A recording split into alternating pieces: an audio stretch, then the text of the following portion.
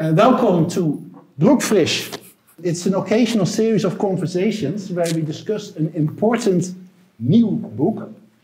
And it's a series that's organized by Recent Globe Research Center and NGOs. And if you don't know what NGOs is, then better Google it afterwards. So my name is Dimier van der Besselaar. I teach I'm a historian. I teach in the Institute of African Studies here in Leipzig. And the book that we are going to talk about today, as you can see, it's called The Routledge Handbook on the History of Development. And it's edited by Corinna Unger, Borowy, and Corinna R. And it is quite a comprehensive book. It has 23 chapters and 26 contributors. But they're not all here to discuss the book. With us to discuss the book is one of the three editors, Borowy, and two discussants. With me here is Steffi Marung from us at Leipzig, and we are joined online by Veronique Dimier, who is, I think, in Brussels at the moment. So I'll tell you a little bit about the program and the speakers so that we all know what's awaiting us. We will first hear from Borowy, who is a distinguished professor at Shanghai University. And she ended up there after a global epic journey with stops at most continents that had started in Germany, where she studied modern history, American studies, and economics. And she's published broadly on many themes relating to economic growth and degrowth, development, health, and environment. So it's perfectly understandable why you ended up one of the editors of the Handbook for the History of Development. Then we will hear a first comment by Veronique Dimier, who is a professor at the Université Libre de Bruxelles. She is a political scientist who works on history or historically and is very widely published on questions relating to colonialism, development, and business, including an edited volume with Sarah Stockwell on the business of development in post-colonial Africa. And people who know me also know why I'm very excited about that book.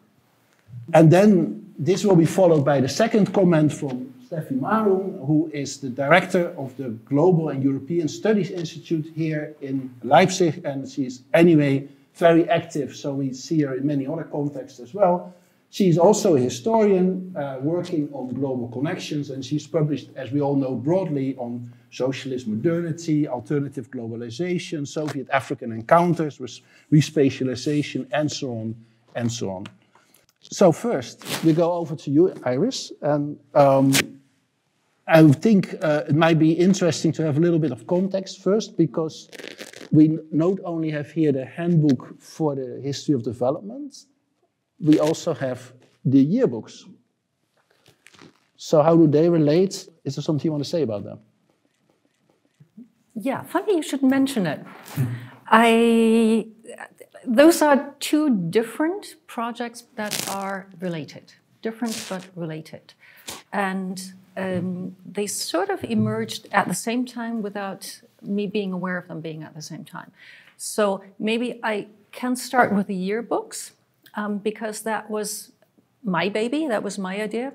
Actually, my original idea was to have a journal, because to this day, there is no journal for the history of development. There are lots and lots of journals. In fact, I found over 50 journals on development, but none on the history of development. So I had this idea, and for a long time, the response I got from many people, basically everybody I talked to, great idea, but we don't have any money. So this took for a while, and I had sort of given up on that. Please keep that strand of the story in mind. I don't know the very beginning of that. Apparently, from what I got, is that it was Routledge that got into contact with her. As you know, that Routledge has this series of handbooks, and they figured there was no handbook yet on the history of development. And obviously, Corinna is one of the big names when it comes to history of development. So they got into contact, and she, for a reason I'm not really sure about, contacted me. Wouldn't I like to do this with her? And I said, yeah, sure, I'd love to. And I was, very pleasantly, more surprised, very pleasantly, I felt very honored and very flattered that she asked me to do this. And then we asked Corinna R, so that it was the three of us. And we met in Frankfurt at a museum and spent about a day there discussing what would we want to do. And it turned out right at the beginning that we came from very different approaches to this. Even though we were all historians, we were all German. In fact, Corinna and I realized that day that we actually come from the same city. But we have had different academic backgrounds during this. Corinna, of course, has published for years on something that was called development or history of development, which I have not. As you said, my background is in history of health, history of economic thought, maybe history of sustainable development, which is a little bit different. And Corinne had a background in writing about international relations, international organizations, and especially with a focus on Latin America.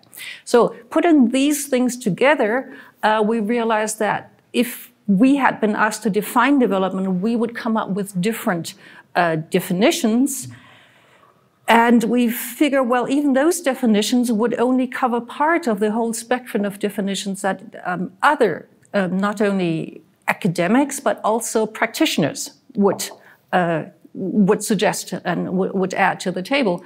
So what was important to us at that time, we actually decided quite quickly then, was not to focus on one of these definitions and say, okay, this is the right one and all the others are wrong. But rather to leave the spectrum open, to leave some creative vagueness to that. What we wanted to bring together definitely was an idea that this is not only a North-South tension or project. I mean, we didn't only want to talk about northern countries or Western countries going to the global South and developing that. We wanted to include this dimension of development being something that potentially everybody does, or all societies do, or at least leave that as a question. Is that something that everybody does? Without excluding this North-South or East-West dimension that it certainly also has. If you're interested in that, I don't have time, I suppose, in going into that in detail. We describe that very nicely, I think very nicely, in the introduction where we point out that there are different historiographies that are in a certain creative tension, and we wanted to include that in the book. And then we started making a list, brainstorming what topics do we think should be in there, and we had a very long list. And then started, how can we structure that? What can be the subtitles to not only have some sort of list. Okay, maybe we can go back into that. And then the next problem is everybody who's ever put together any project of that type knows there is also a tension in things that you would like to have in there and things that you find people who can do this, who have done work on that, and people who have time to do this. So in between those two, we got these 24 chapters, and are on the whole, I think, quite happy with what it is. Some things we ended up not having in the book, even though we would very much have liked to have it in the book, as we explained in the introduction. In the end, there is no chapter on race, even though we thought that really would have been an important dimension. We would have liked to have that in there. We ended up being without a chapter on environment, even though that definitely would have been very important. But the person who was halfway finished writing that then had quite a dramatic event in her life and couldn't finish it. We had planned to have a chapter also on microfinances, which we thought would have been interesting. We thought it would have been good to have a chapter on poverty and/or on wealth, or together. So there are lots of things that there's still lots of space for a second volume if anybody is interested. This has no claim of being complete in any sense of the word. Also, we would have liked to include more colleagues, more authors from actually people from the Global South. We tried. but that continues to be problematic as long as there are many, many more people in the global north that study these topics than people in the global south. But given all these lacuna, I think we're still quite happy with the result that we got. And of course, we would be very happy if you all read it. So this is my invitation to you. Anything else you would like to know about this? Oh, there's so much I'd like to know about this. But of course, we've got actually professional commentators, so we have to leave space for them to do it as well. Okay. But I think one thing that's really interesting about the book is it's called the Handbook on the History of Development, but unlike many historical handbooks, it's not chronological at all. You very clearly chose not to work chronologically, and you're presenting many histories of development kind of in the different chapters. And I initially had a question about kind of not defining development, but you've already enlightened me with your answer of your comment about creative vagueness, which I'm absolutely going to steal and use in another context. Okay. But I still wonder, we now have a book which has an introduction, it has chapters on approaches, on themes, on actors, and no conclusion. Which is really good, this open-endedness in many ways. Also, what you just say. But for yourself, when you reflect back on the process, does it have a conclusion for you? No. Maybe I shouldn't be so quick. No, it's originally we had planned to have a conclusion. So in the end, we ended up, without a conclusion. That had several. I mean, one of the reasons was pragmatic, is that as probably many volumes, the whole process took very long, and in the end, we wanted to finish this. But this was not the most important reason. The most important reason was that when we sat down together and figured what would be in the conclusion, we didn't come up with very convincing answers. We felt that actually, by design, but also as a reflection of this field of research, and maybe as a reflection also of this thing itself, development, it doesn't lend itself to have a very good conclusion. I mean, you have different people coming in there with different approaches, and that's what it's supposed to be. And then, I mean, we came out with some ideas that I thought might be in the conclusion, but we felt it was so unsatisfactory that in the end we decided to put everything into the introduction. The thoughts that we had about this, to have this in there, and decided to leave it as it is. Yeah, I can live with that. I really liked the way you were talking about the process of how you came to putting the volume together, how you ended up with maybe not everything that you wanted to get in there. The other editors are not here. Yeah, and we are very good at keeping secrets. So, would you have any stories about the process of editing? How does it work? Maybe one thing I can mention. One of the editors is not here because she left academia, which I think is a very big loss to academia. And maybe I can use this as a forum to say, I think whoever is responsible for funding academics and funding history in general, this is one loss that is on you. This is, yeah. No, the process was delightful. I think this is the word I can say. At my age, and when you've been in academia for so long, you've had any number of cooperations. And this is certainly one of the nicest, if not actually the nicest experience I've had, which was unexpected because I knew Corinne not very well, but I hadn't met her before. I had never had any personal contact with Corinna. before that. I mean, I had read her writings, of course, so I knew of her, but we had never met. So this was really, I admire Corinna's decision, and it was quite courageous, I found. I mean, to start something with someone who you don't actually know, it's, we could have ended up fighting terribly, but we didn't. So the way we did this was that we co-wrote the introduction to the project, which was of course, the introduction to the publisher, to Routledge, but also it wasn't really a call for papers, because we at some point then decided not to have an open public call for papers for everybody, which in hindsight, I'm not sure about if that was the best decision. We made a list of people whom we thought we could contact, people that between the three of us we knew. And we contacted them, and then in the end, we felt we had so many people that we didn't want to have a call for papers.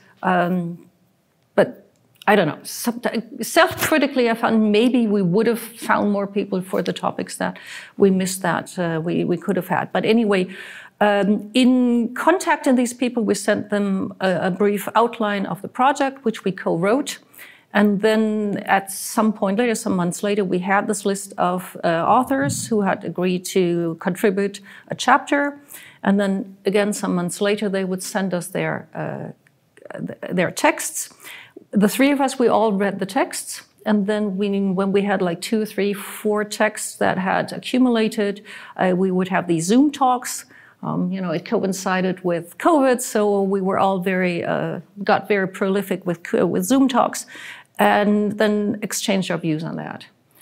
And for the most part, our views were very similar. It made the cooperation very simple. I mean, obviously, we came, as I said, with different levels of expertise on different different texts, on different topics. But sometimes we were not 100% in agreement, but it was quite mild. And I think the discussions that we had turned out very productive. No, it was pure bliss. It was really beautiful. And we all agreed at the end that on that level, we were happy that at some point, this book was done, and that we had something came out of that work, because it was quite a lot of work. But in the end, we somehow missed to have those meetings. We really enjoyed that a lot. Thank you. And that's how you then continued to work on the history of development with the yearbooks. I distracted myself. Sort of halfway through the work in that on that volume, on the Routledge volume, I told Corinna about my plans to have a journal, and told her of my frustration about that. And she said, well, wait a minute, maybe we shouldn't give that up. Maybe there's a possibility there. And of course, she had other contacts, and she knew people at De Gruyter, or particularly one person. And we took it from there. And she also then had her own input into the idea of that journal. And it turned out we still didn't have money for a journal, but then it morphed into a yearbook. And now it has come into being. So we are very proud of that. So it's Corinna and I who are co-editors, plus 2 more people whom we invited to be on the editorial board. And 2 volumes have appeared now. And the first one is mainly Corinna in cooperation with some other editors, which is mainly on the idea of what is development, what is history of development. So some very consideration of principle about what it is that we're talking about. So you could say to some extent it is an extension or the next step coming from that handbook. Of course, the handbook is much less original research. A handbook, the purpose of a handbook is to somehow have an overview over also what other people have written. This is much more oriented towards original research. We have a latter part also where we invited some practitioners on alternative development indexes to give their input. And the second volume is on health, history of health and development. And I can say already we have at least 4 volumes in the pipeline. The next one's going to be on development in international organizations. Then there is going to be 2 volumes on colonialism, and then one volume on environment and development, and 1 volume on developmental ambiguity. Is the world getting better? Is it getting worse? So after that, if anyone here feels the urge to put together a volume for the yearbook on a topic related to the history of development, get in touch with me. No, and it was a pleasure to read it for various reasons about which I will be talking. But it was also a pleasure to listen to the path that you have taken to come up with this handbook. Also because we're some kind of Fordist factory of producing handbooks here ourselves, so we can learn from these experiences to turn this into these kind of pleasant interactions. So, as I said, for various reasons, I enjoyed reading the book, which is offering really a prolific panorama, but also particularly in the context of the present situation that some would describe as a world in multi-crisis, that certainly provokes a number of challenges to also seemingly established understandings of what development is about, where it shall lead to, who benefits from development, who's responsible for fostering development and managing this process. And certainly this present moment is not the first time that notions of development and projects and practices of development are challenged, are critically revised, are broadened, are reconceptualized. But one could argue that this is a peculiar moment in which there's a simultaneity of challenges coming up.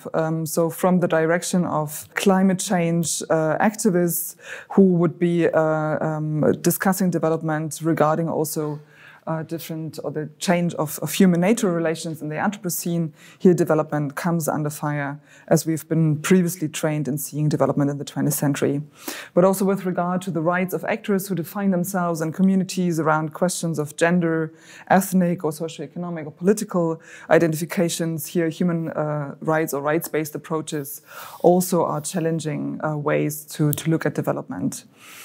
But also when it comes to debates around what is actually the nature of the globalized economy, what is the relation between capitalism and development, and what are potentially alternative global economic orders, that is another momentum that blows into the face of older development narratives probably. But also with regard to the nature of the state in this globalized world, which seems to have returned as a crisis manager and after the debt and financial crisis in the first decades of the 2000s, but also after the pandemic in the 2020s. It seems to return as a major actor in solving developmental issues, while its capacities remain, of course, challenged also with regard to the shifting energy regimes, but also due to process of digitization, for example. And finally, also for a longer time, debates have been around about the desirability of growth, of development per se, which is articulated in post or degrowth movement. So we have a simultaneity of attacks on development, both with a big D and with a small d. We'll talk about this differentiation later on, which makes this, I would, as an historian, say utterly clear. We need, obviously, a mapping of the history of development. We need to precisely understand this major theme of the 20th century that has undergone so profound transformations in the early 21st century, in order also to understand what is actually new about our present condition and what have been the crisis narratives that have been produced earlier on, and how have actors actually come up with new ideas to solve these crises. So therefore it's an excellent moment for this very ambitious book, but also an excellent moment for the yearbooks, of course. The book, very briefly, I counted 23 chapters plus an introduction, so it's a huge panorama. And these chapters are organized in 4 sections that address concepts and ideas of development. Secondly, themes around developing people, societies, and the material world. Thirdly, around actors of development. And finally, transversal perspective. So that is the order that you came up with. And as you said, it's a wonderful group of historians who specialize in various aspects of development and coming from diverse perspectives. Some would probably rather be experts on history of knowledge and technology, while others would be probably delving more into questions of institutions, others more into economic histories, into histories of planning. I counted one political scientist in this group, but maybe this is also a misreading. And it's a transnational group that brings together scholars from all over Europe, Western Europe, Northwestern Europe, including parts of Southern Europe, so Switzerland, Italy, Germany, Finland, and the Netherlands have sent, so to say, scholars to contribute to this book, and also partly non-European scholars from China, Nigeria, the US, and Peru. And as I said, as Iris said, I can very much relate to the challenge to bring on board non-European scholars, particularly from the Global South, in those enterprises, which has a number of reasons we can also discuss. In Read Together, the chapters map partly competing and partly overlapping histories of development concepts that can be roughly or are roughly grouped around Western concepts, socialist or Eastern concepts, and alternative concepts. But they also introduce key conceptual problems such as inequality, but also the problems of how history, how knowledge about development has been produced, institutionalized, and circulated, as well as it is complemented by chapters on the history of development assistance as a practice and how we can also measure it and map it. Then the chapters also zoom into major themes, as Iris said, such as health, education, infrastructure, agriculture, urban and demographic development, the role of resources, as well as process of industrialization. So the panorama is really, really wide. And therefore, you can selectively read this book if you're delving into histories of health or histories of urban development, for example, or urban societies. But you can also read those chapters in comparison and inquire into the overlapping and parallel dynamics in those different fields of development. What I also found particularly strong is the focus on actors, not only in the section on actors, but also in the other chapters that bring also actors into the game that are probably not so obvious candidates, in addition to NGOs and international organizations, of course, but also religious actors, for example, that are brought up here as an object also of research. And finally,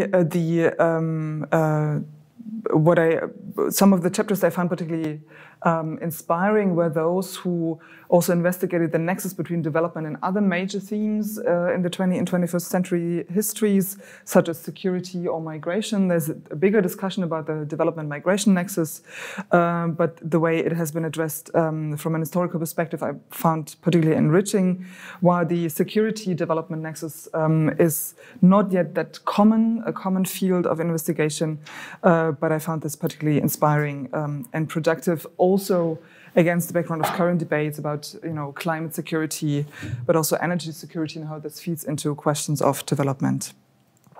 So in that regard, I think that the chapters seen together, but also individually, do an excellent job in mapping this diversity and providing an impressive panorama. And it's of course unfair to speak about all those missing avenues. And I think you very well explained yourself that there's always you have to navigate between the big ambitions and fantasies and the pragmatic constraints of producing a book at the end. I think that this is a very important footnote always to make.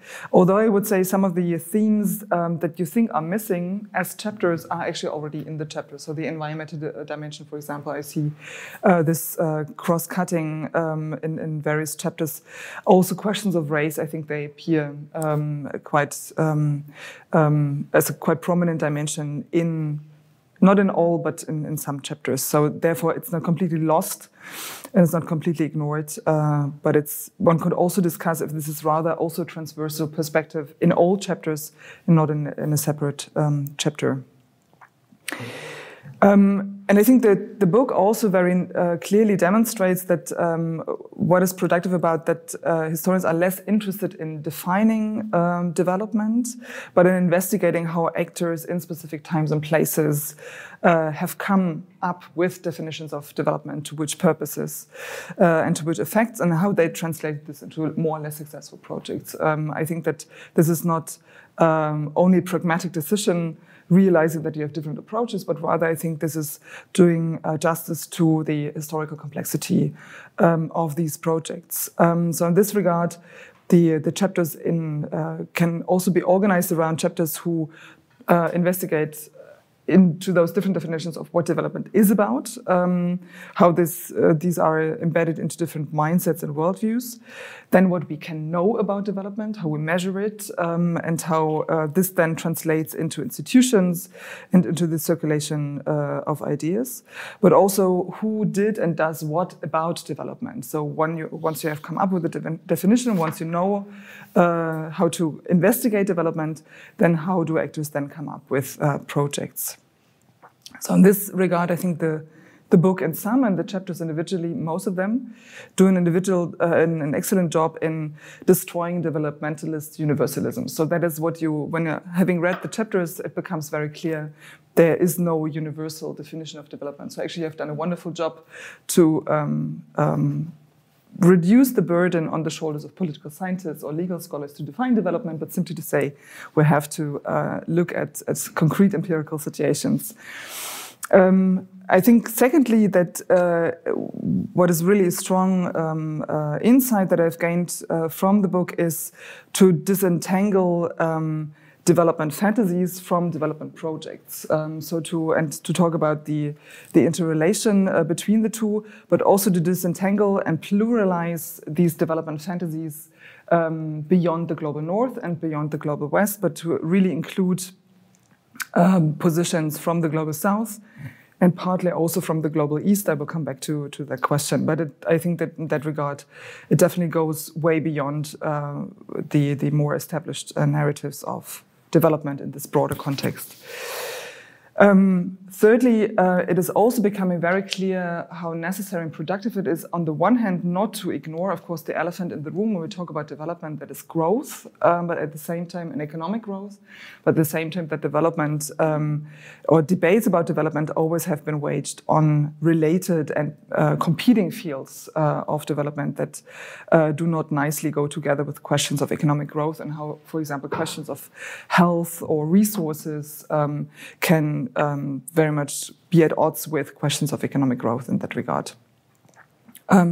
Fourthly, this interweaving of histories of colonialism and empire with global economic history and histories of development, I think very well leads into the interrogation of practices and interventionist practices and responses to it. And I think we need this interdisciplinary competence to really understand those actors who are dreaming of large interventionist projects and those who either have to deal with it or are subjects of those practices or are kind of resisting these.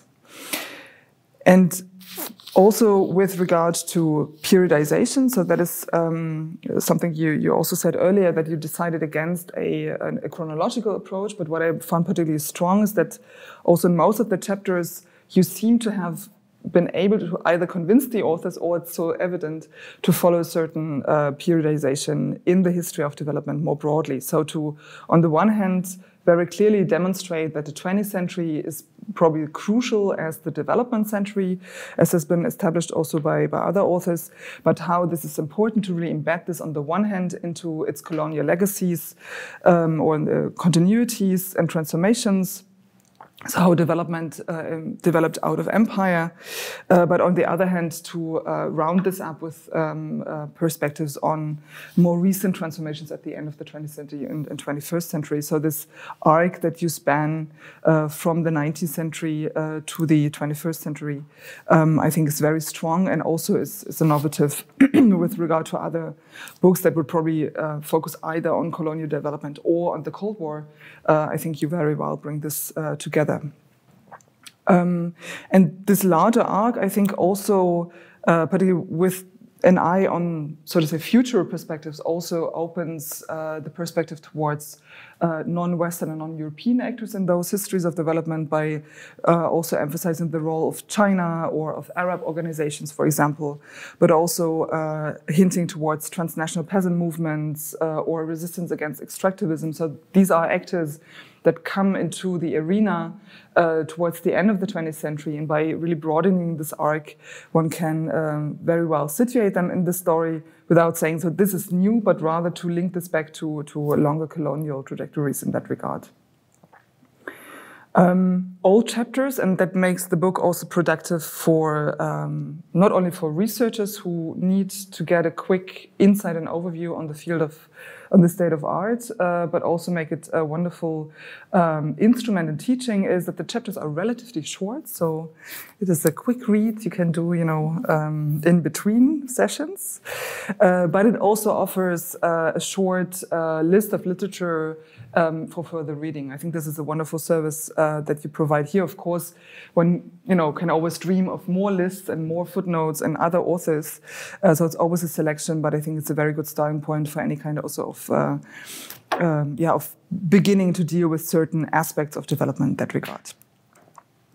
Having been so enthusiastic about the book, I really had, my issues to develop also perspectives that, provide a beginning of a conversation and discussion, maybe also. The first point I would like to address, and maybe we have, and I would be looking forward to your thoughts on that, is the book is called Handbook on the History of Development, but not other than the yearbooks, not Global History of Development. While in the introduction you say you use a world history approach. So this, how the global comes in or does not come in, or the transregional or transnational, has been not entirely clear or not entirely explicitly formulated. Let's put it like this. And maybe that's not necessary, but I would be wondering how you would see the global or transregional perspective on the history of development as it needs to be worked out. In the chapters, it's done in different ways. It comes in very often also in comparative perspective. So the comparison between how different nation states are doing things is quite widespread in many chapters, which is certainly one way of doing things, also regional comparisons. There are chapters who really talk about the circulation of ideas and of actors, that in order to investigate transregional interactions. And you also differentiate the different geographies of development, south-south, north-south, east-south. So there are variable ways in how the global or the transregional broader perspective comes in beyond narratives of national and international development, but I would be wondering in how this, how you see this being a relevant and a necessary perspective on it. Secondly, I was sometimes a little bit struggling to map how the chapters deal with development with a small d and development with a big D. I found this differentiation that I think Aija Ranta introduces, citing Gillian Hart. So small d development as referring to the process of capitalist development or economic development more broadly, while big D development would refer to the intentional development projects. And that creates sometimes a tension between chapters who would talk about development as an object you study as an historian, such as Gareth Austin does in his chapter on industrialization, which is a wonderful overview about an economic history perspective on industrialization, although it presents development as as an uncontested process that you then can analyze as an historian.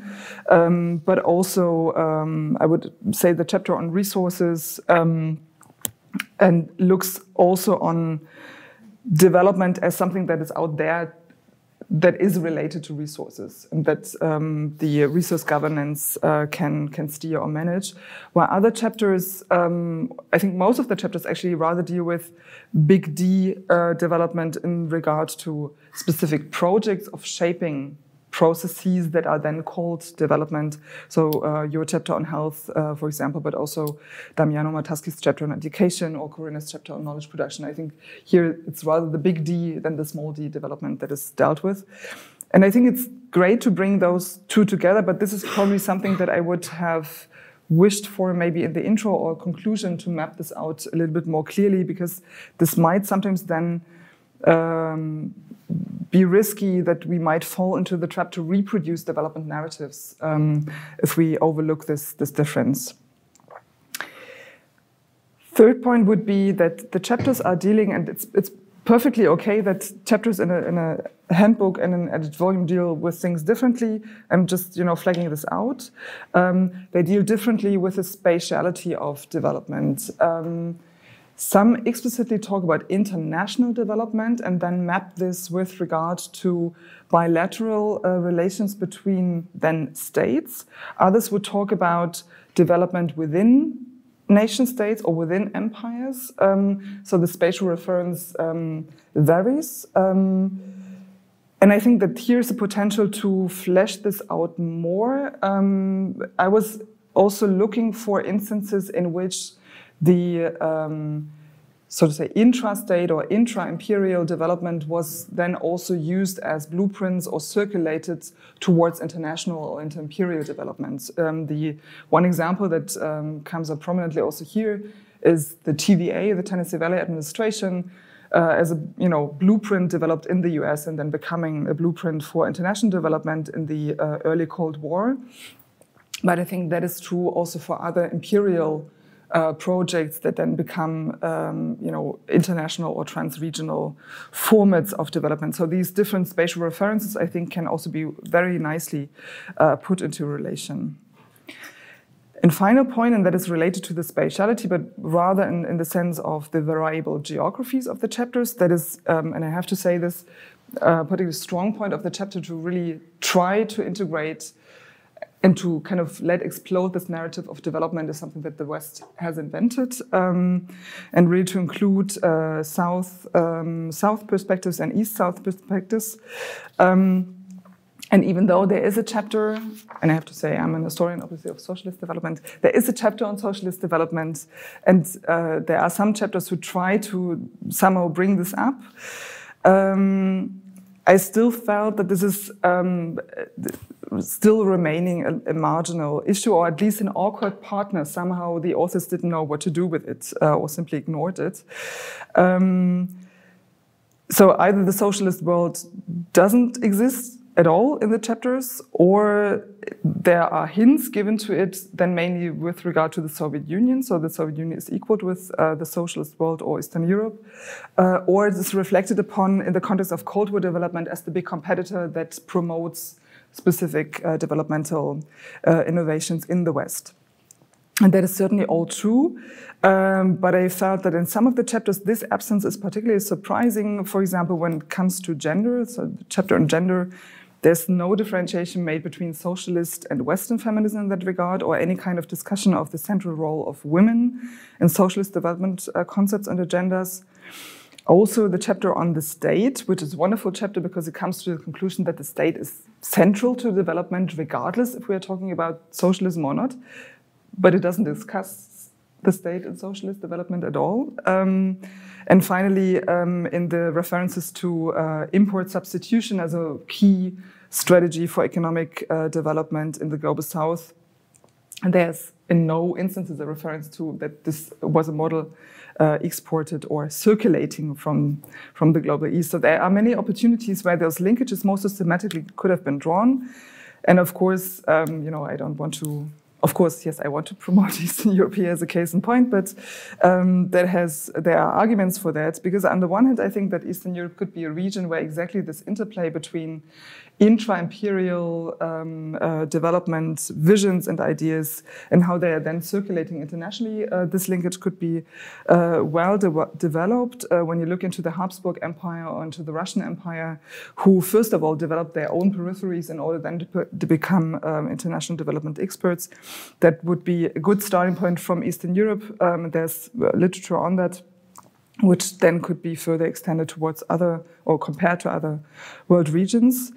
And in that regard, I think Eastern European histories, which are not equal to histories of socialism, could help to further complicate histories of empire, colonialism, and their linkages to development. And I also think that specifically then with regard to socialist Eastern Europe, also with regard to current debates, an understanding of, or a broader understanding of socialist development concepts might help us also to understand the legacies and references made today to these alternatives, non- or anti-Western alternatives that stem from this regard. So I really tried hard to find points for discussion, because in some, as a somebody who teaches histories of development, this was actually a book I was waiting for a long time. So everybody who's doing my development seminar next summer, we will read your book, because it really gives good starting points into the many dimensions of development, complicating the stories in the way that I just said. It is for lecturers an inspiration to look for exactly the gaps in the chapter. So therefore, it's great that there are gaps that one can. So it's not a textbook; it's a handbook. And as a scholar researching Eastern Europe, it's a wonderful, starting point to say there's much more work to do. So therefore, thanks for that. Thank you. You've got a lot of work to do. Not me? Okay. Yeah. Okay. Yeah, where do I start? How do I put structure into all this? What I'm supposed to say? Okay, I probably can't answer to all the aspects. I will try to find some recurrent themes. First of all, I speak as only 1/3 of the editors who are there, and something that we had to be very aware of, that we are not the authors, we are the editors. And many of the chapters, if not to say actually all of the chapters, obviously, these authors would write them differently from how we would have written them. And being editors, I would say, always is a sort of balancing act. On the one hand, getting the authors to write things in a way that the entire book is sort of coherent. Also, of course, getting our feedback into the chapters. I mean, there was basically probably every time there were aspects that we thought should be in there. Usually that was about maybe also thinking of some other perspective that the authors hadn't thought of, but we thought was super interesting, or maybe going back in time, or something that we thought would enrich the text. But at the end of the day, of course, it is their chapters, not our chapters. So what I can speak to is the decisions that we made to try to get the coherence there. But of course, the coherence within the many voices that the authors have. I'm saying this not as an excuse, but as a way of saying that it would be nicer if all of the authors could be here, because I'm sure that their input would be interesting. It would make for a much richer discussion than just a few of us can have here. And it's very limited what I can say to all the many themes. Okay. Having said that, I think probably the most important recurrent theme that you both spoke to in different ways, be it called small d versus capital D, or Western versus non-Western. But the underlying question is, again, a question of definition of development. Do we conceive of it as something that happens everywhere, sort of automatically? Is it something that is a bottom-up approach? Do we speak of development as something that we have because we all want it? Is that something that we have because it is a universal wish of people all around the world to have better lives for themselves and for their children, which is one approach to it. Or is development something that is the result of asymmetrical power relations, something that is imposed from above, that takes one specific idea of development, which is a northern or a western concept of development, and forces that on the rest of the world in order to gain benefits for a small group of elites. So I think these are two diametrically opposed approaches to it, and it's something that we came across in our discussions that we had, also because the three of us came from different approaches, because Corinna had written more on like the colonial past, which is like the second approach to it.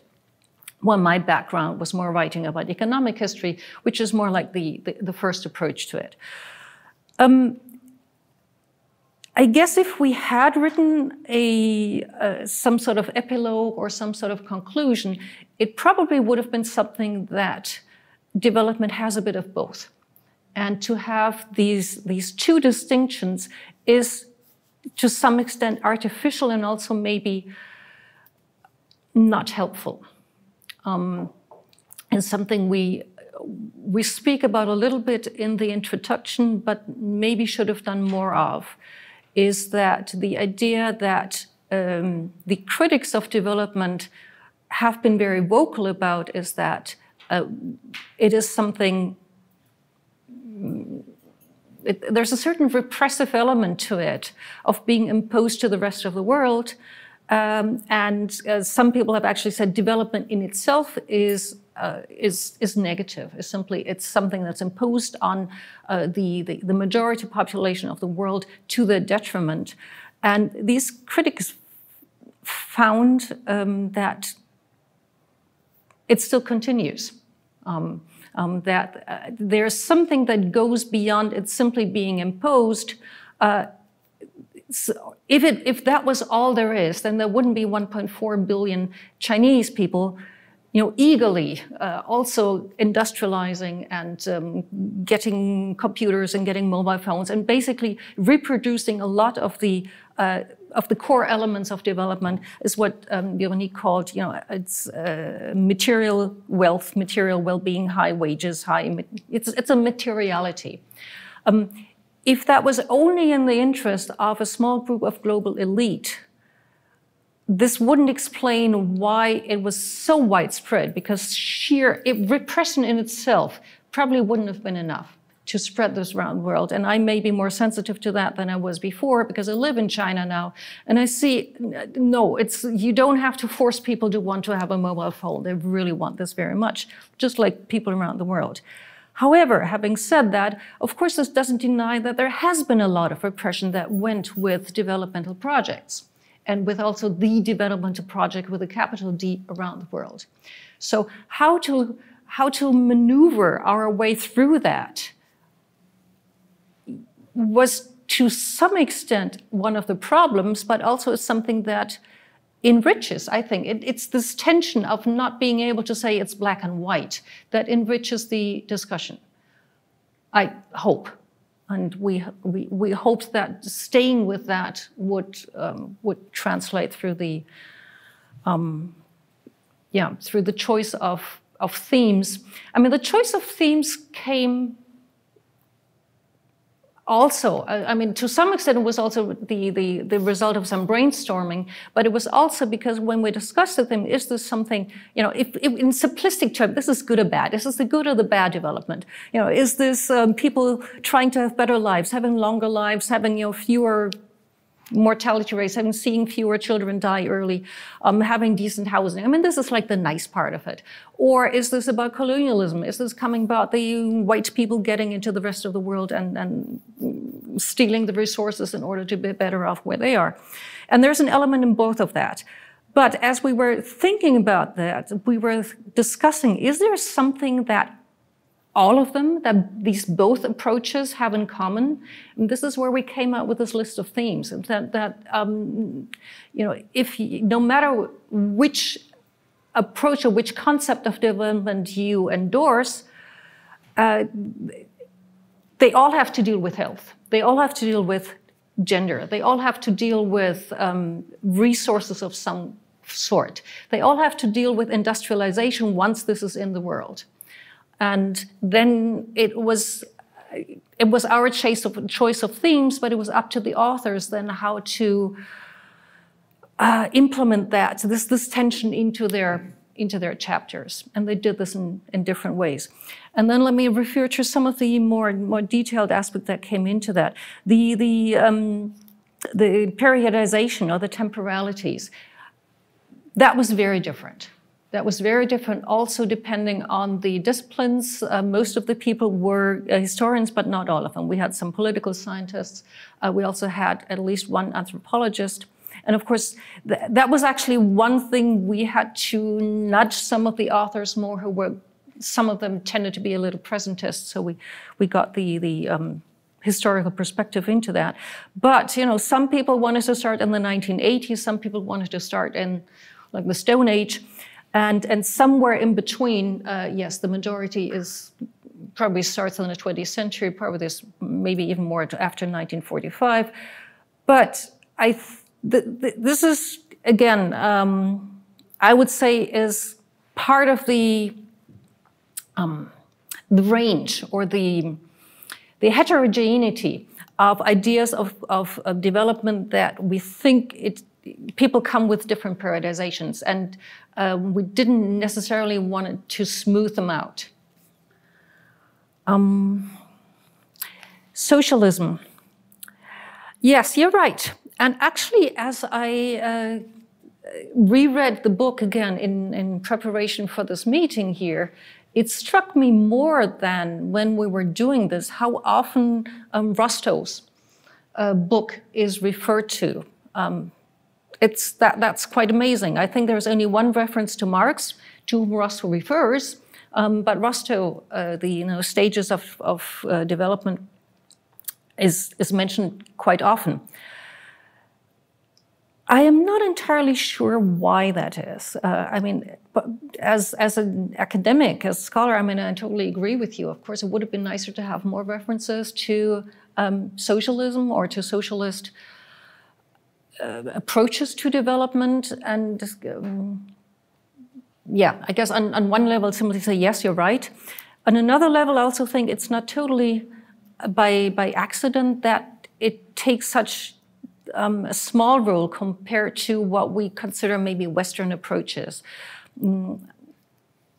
I'm simply not sure about this. I wonder to what extent this is a function of the way to the extent to which really Western actors, Western institutions, Western ideas had been primary, had been simply the more important ones, or I mean, if you think about the roots in colonialism, most colonial powers were what we consider Western powers. If we think of the roots of international organizations like the UN, like the UNDP, like FAO, I mean, they were also much,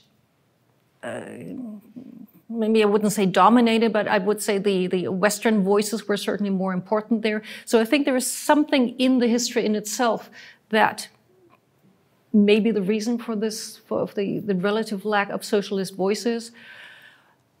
Or maybe it's also a reflection that the historians, that the historiography that we know is so much dominated by Western voices. I think it's probably also a combination of both. And I'm reminded now, for some years there's been a large research project on socialist ideas of health. Maybe if we have more of these ideas, you know, I'm looking at you, you would be the person also to organize these things. If we have more large projects of this sort, that might change, or at least we would see to what extent it does change.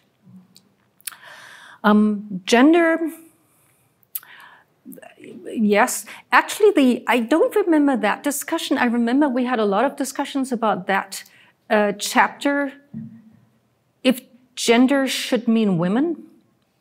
I mean, shouldn't gender mean men and women? I mean, I remember we had a discussion, you know, maybe we should split this into two parts. We should have one chapter on women and one chapter on men. That was one thing we couldn't completely agree with the author, but it's funny you didn't mention that. That was one thing that I jumped on. I thought, maybe we should not take things for granted, that it's, gender means you need some special attention to to women, but men are natural, don't need to be questioned. So that was one aspect there. Speciality between states or within states. Yeah, you're right.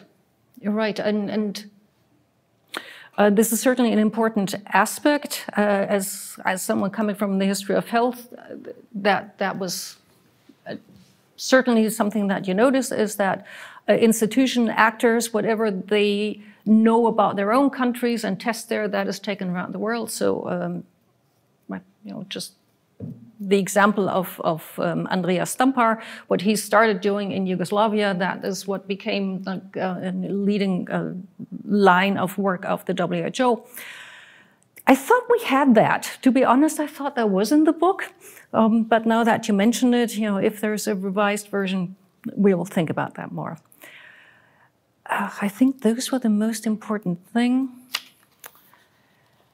Alternative development, yes. That was also an important discussion. To what extent should we highlight that more? It's part of the discussion that I mentioned before. Is the type of development that we have, is that only one type? And we should think and talk about alternative concepts and pushes toward development as equally important or equally significant, only for some reason maybe of power asymmetries they have been repressed?